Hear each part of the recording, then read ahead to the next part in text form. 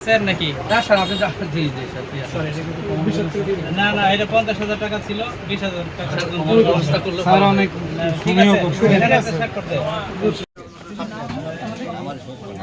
নামাজ পড়তেছে। আপনারা দেখান আছে কোনো কথা বলতে। উনি নামাজ শেষ করো কাপড় পিতার নাম বলেন। 377 রামচন্দ্র দাস।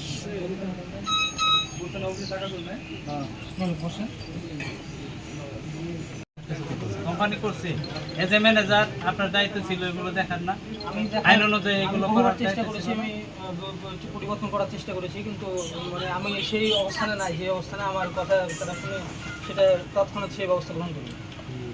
ঠিক আছে তাহলে আমি তো মানে কর্মকর্তার বিষয়ে যেটা আপনি দায়িত্বে আছেন আমরা- স্বীকার আমি যে করছেন কিনা? অপরাধগুলোর যেটা সত্য। কথা আমি বলতেছি যেগুলো আমি বললাম যে এই অপরাধগুলো হয়েছে আপনি কি স্বীকার করতেছেন কিনা যে হ্যাঁ ভুল হয়ে গেছে বা এই অপরাধগুলো বলতে এই কাজগুলো হয়েছে এগুলো যদি অপরাধমূলক কর্মকাণ্ড হয় তাহলে কোম্পানি এগুলো অপরাধ কোম্পানি করেছে কিন্তু আমি কোম্পানি নিজেকে করছে কিনা দোষী আপনি বলে না মনে করি আপনি না কোম্পানি যে ধারাগুলো আছে যে অপরাধগুলো আছে শৈলেশ, কারখানা পরিদর্শন করে আপনি শৈলেশ। বাতাসে যান।